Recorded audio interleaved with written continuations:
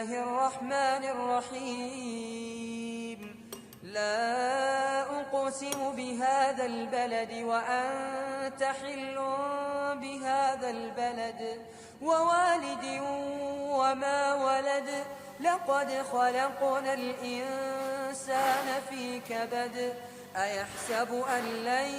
يقدر عليه أحد يقول أهلكت مالا لبدا أيحسب أن لم يره أحد ألم نجعل له عينين ولسانا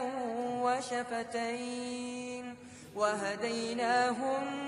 النجدين فلاقتحم العقبة وما